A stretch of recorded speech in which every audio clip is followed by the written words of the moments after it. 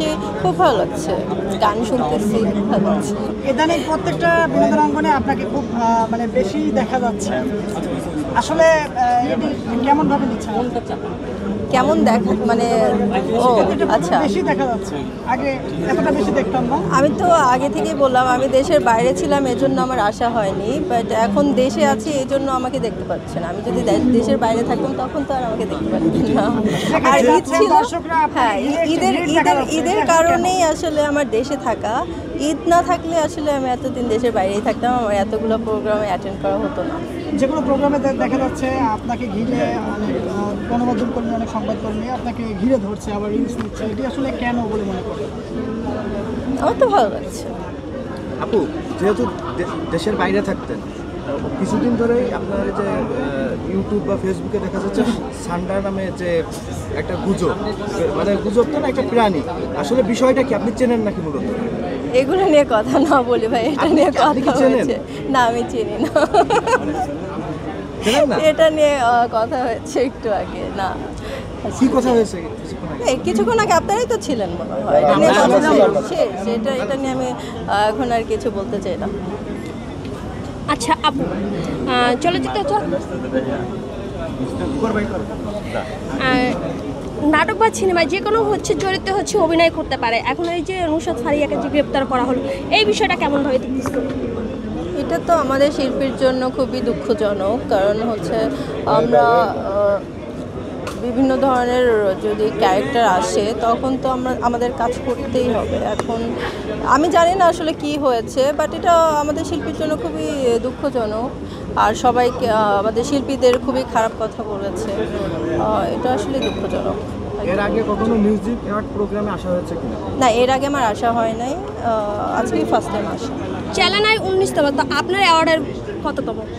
আপনি এই পর্যন্ত কতটা অ্যাওয়ার্ড পেয়েছেন? আমি 2টা পেয়েছি, আর সামনে ইনশাল্লাহ আরও পাবো, আরও ভালো ভালো কাজ করে আমি আরও অনেকগুলো অ্যাওয়ার্ড দেব।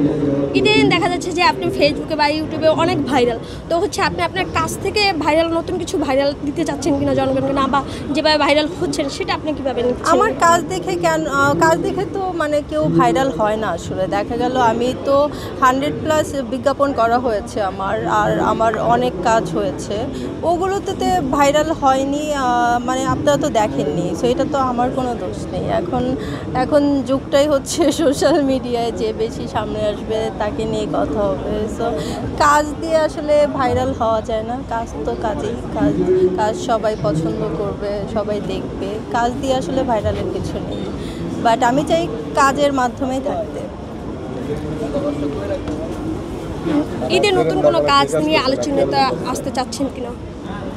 কথা হচ্ছে আমার সাথে, ফিল্মের ব্যাপারে কথা হয়েছে, বাট আমি চাচ্ছি ভালো কিছু নিয়েই যেন আমি দর্শকের সামনে আসতে পারি, সেই জন্য একটু ওয়েট করা।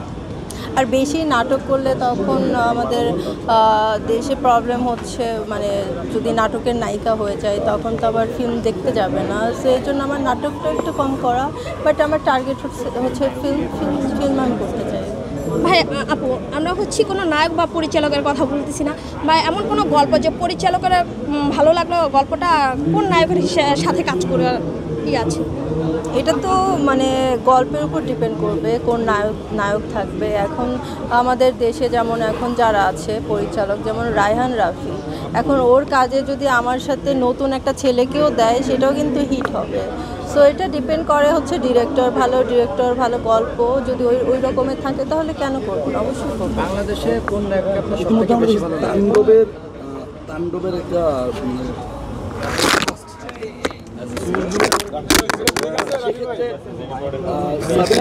তাণ্ডব আপনার কাছে কেমন লেগেছে? আমি তো এর আগেও বলেছিলাম আমরা মিডিলে তাকাই, আমার সাবিলা নূরকে নায়িকার মতো লাগে না, সেটা আমি অনেক আগেই বলেছিলাম। আমার সাকিবের সাথে মানে ডিফারেন্ট নায়িকা মিডিলে তাকাই প্রশ্ন। আপনি কেন মনে করেন যে সাকিবের সাথে আপনাকে খুব? আমি কি বলেছি না ক্যামেরাগুলো এদিকে, আমাদের বাংলাদেশে একজনই সুদর্শন নায়ক, সেটা হচ্ছে শাকিব খান। তো সবাই শাকিবের সাথে কাজ করতে চায়, আমিও করতে চাই। ভাই দেশ টিভির বোনটা কেমন আছো? আগে অন্য কোনো নায়ক মিডিলে প্রশ্ন ভালো হতো, ক্যামেরা সরি যে শাকিব খান ছাড়া যদি অন্য কোনো নায়কের সাথে কাজ করার অফার আসে, রোশন বা আছে, ভালো সিয়াম গল্প আছে, পান আর কি তাদের সাথে কাজ করবেন। করার ইচ্ছা আছে।